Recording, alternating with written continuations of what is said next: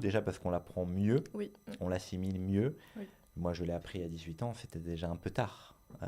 Oui, on n'a pas parlé, mais c'est assez surprenant d'ailleurs de commencer à 18 ans. Moi, je sais que j'ai commencé le chinois, j'ai commencé à l'apprendre en 2011 et j'étais au lycée. Et Ok. j'avais 16 ans et je me souviens qu'à l'époque, je me mettais la pression déjà parce qu'il y a des étudiants qui commençaient depuis le collège déjà. Donc ils commençaient à 12, 13 ans et Ok. moi j'arrivais à 15, 16 ans et je commençais de zéro. Et je me souviens m'être mis la pression. Donc c'est vrai qu'à 18 ans, c'est courageux aussi de se dire à 18 ans, je me lance dans l'apprentissage d'une langue qui n'a absolument rien en commun avec la langue française. C'est un choix qui est vraiment hyper courageux, je trouve.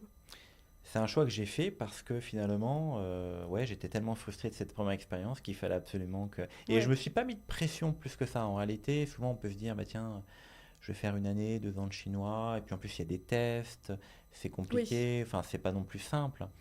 Et du fait que moi j'ai pas eu en réalité de test, on va dire vraiment officiel comme on peut l'avoir en école, eh bien, je l'ai appris de manière assez facile et détendue.